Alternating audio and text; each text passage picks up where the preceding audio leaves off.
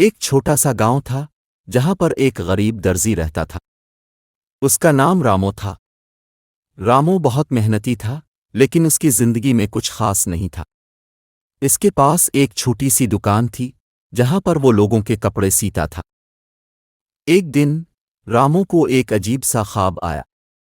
उसने देखा कि एक सांप उसकी दुकान के पास आया और उसने कहा, रामो, मुझे अपनी चमकने वाली चमड़ी सिलवा दो, मैं तुझे अमीर बना दूंगा। रामो ने सोचा कि यह ख्वाब तो बिल्कुल भी सच नहीं हो सकता, लेकिन फिर भी वो सांप की बात याद रखने लगा।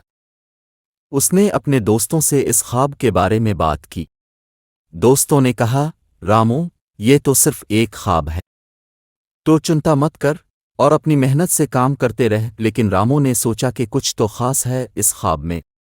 वो सांप की बात याद करके रामो ने एक दिन अपनी दुकान के पीछे वाले जंगल में जाकर सांप को ढूंढ लिया। सांप ने उसे अपनी चमकने वाली चमड़ी दी। रामो ने वो चमड़ी सिलवा ली और देखो, इसकी दुकान में अब लोगों की भीड़ लग गई। इसकी सिलाई की चमकने वाली कपड़े सबको पसंद आने लगे। लोगों ने रामो को अमीर समझा और वो अपनी दुकान और कारोबार को और भी बड़ा करने लगा। उसने अपने बेटे को भी टेलरिंग सिखाई और आज वो दुनिया के मशहूर दर्जियों में से एक है।